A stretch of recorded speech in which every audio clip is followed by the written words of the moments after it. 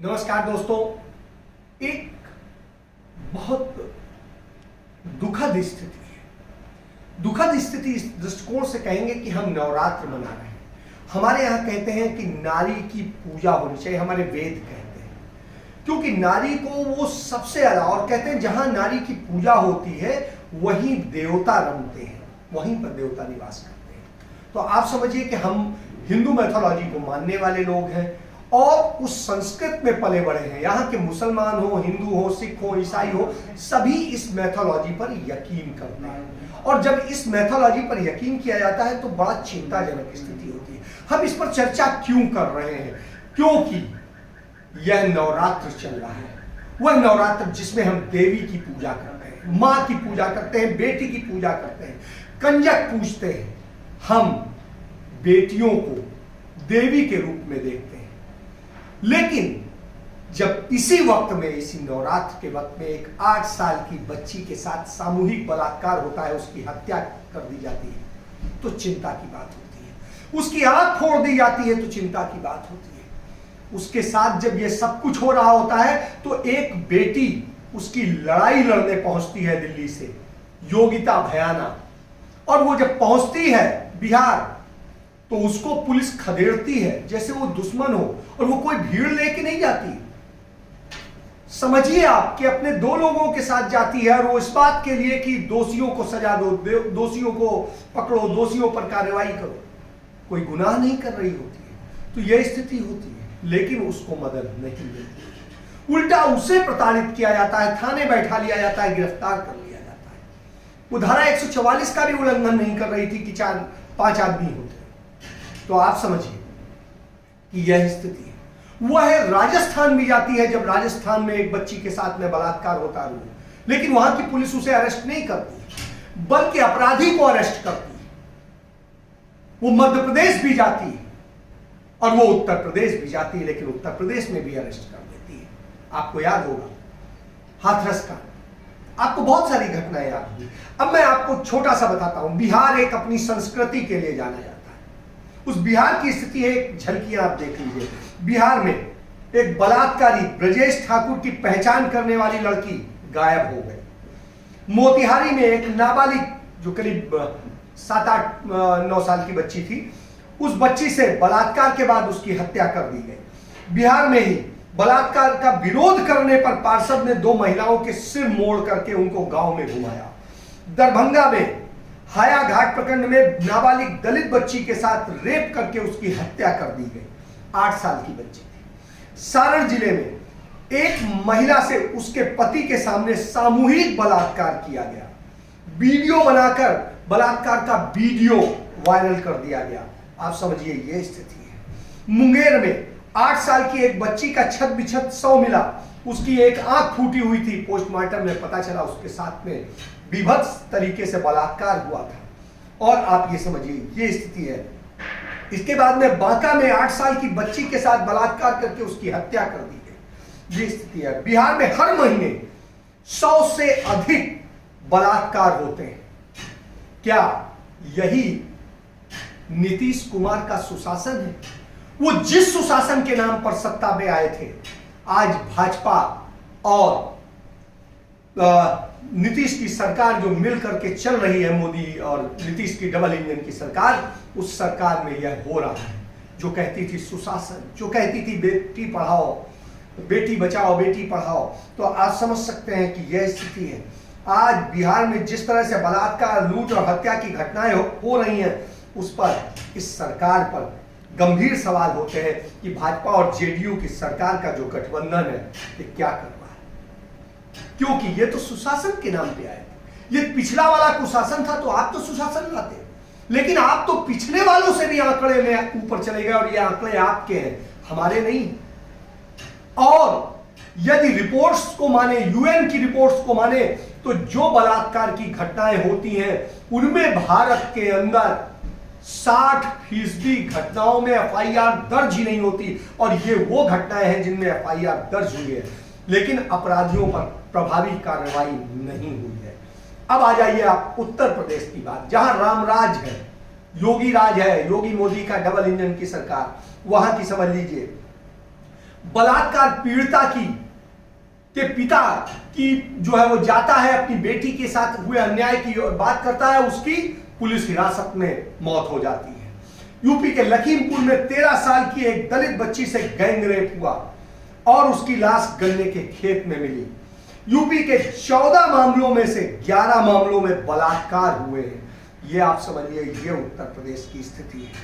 और बलात्कार की घटनाएं, एफआईआर के मामले में एक और चीज आपको जाननी होगी, इसमें जो पूरा सर्वे आया उसमें एफआईआर दर्ज कराने में 2 दिन से लेके 230 दिन का समय लगा। आप समझिए कि इतनी जद्दोजहद के बाद में एफआईआर दर्ज होती है। मतलब आप ये समझ लीजिए कि पुलिस एफआईआर, आप यदि थोड़ा सा भी नरम पड़ गए तो एफआईआर दर्ज नहीं होगी, या आप उनकी पीड़ा नहीं सह पाए तो एफआईआर दर्ज नहीं होगी।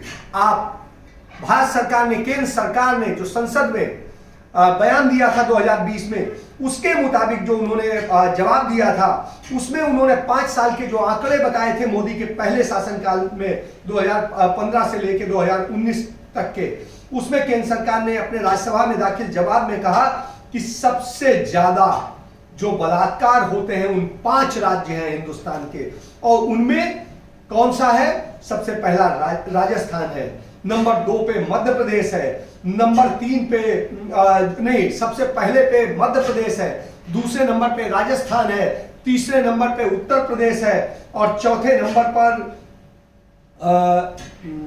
नंबर पर जो है महाराष्ट्र है, और 5वें नंबर पर दिल्ली है। तो आप समझिए, दिल्ली जो एक छोटा सा म्यूनिसिपल स्टेट है, वहां पर भी स्थिति, जहां इतने पढ़े लिखे और सब देश की राजधानी, जहां मोदी और अरविंद केजरीवाल दोनों, और जहां पुलिस सीधे मोदी के अंडर में है, अमित शाह के अंडर में है, तो आप समझ सकते हैं कि ये स्थिति है। और ये मेरे नहीं, केंद्र सरकार के आंकड़े। तो आप समझिए कि मध्य प्रदेश में नंबर 1 पे, दूसरे नंबर पे राजस्थान, तीसरे नंबर पे उत्तर प्रदेश, चौथे नंबर पे महाराष्ट्र और 5वें नंबर पे दिल्ली।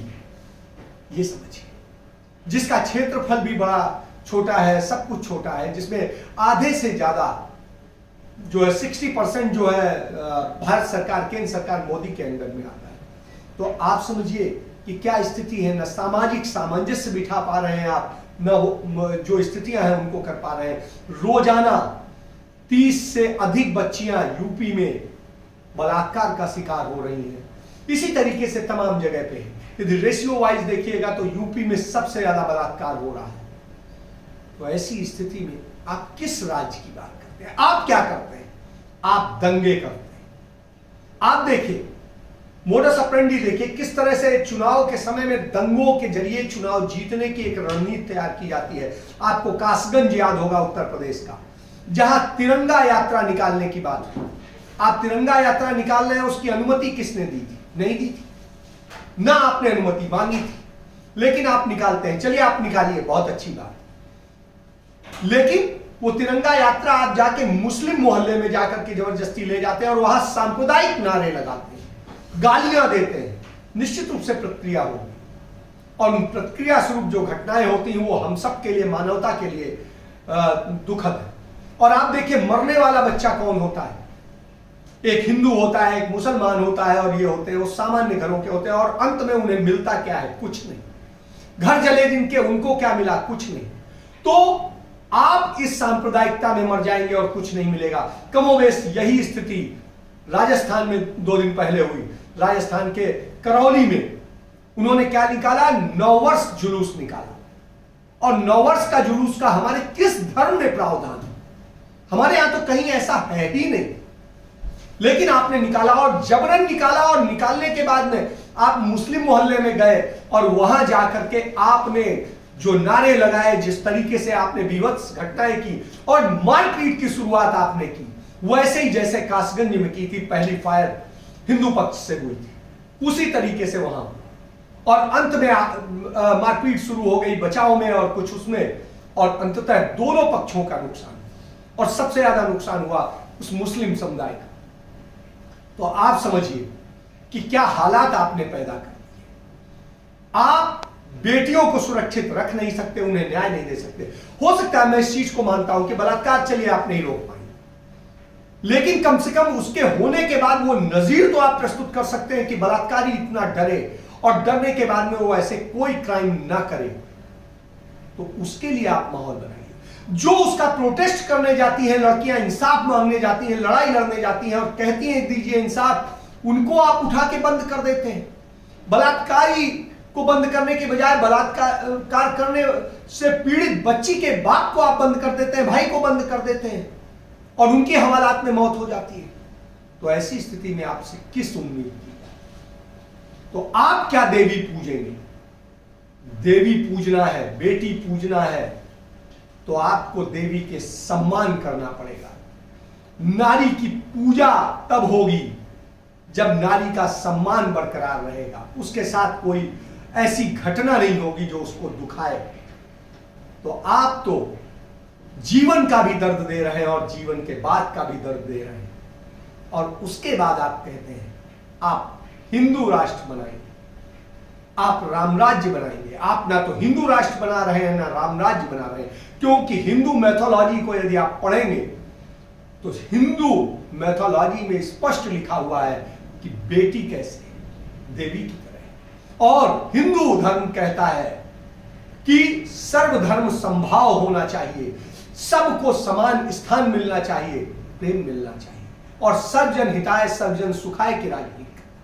तो आप समझिए, आप तो जो कह रहे हैं वो बर्बाद करने की कर रहे हैं, डिस्ट्रक्टिव राजनीति कर रहे हैं, और इस राजनीति सिर्फ चुनाव जीतने के लिए कर रहे हैं, देश के लिए नहीं कर रहे हैं। तो सोचिए, और फिर रात को 8 बजे मिलेंगे कुछ और गंभीर चर्चाओं के साथ। तब तक के लिए धन्यवाद।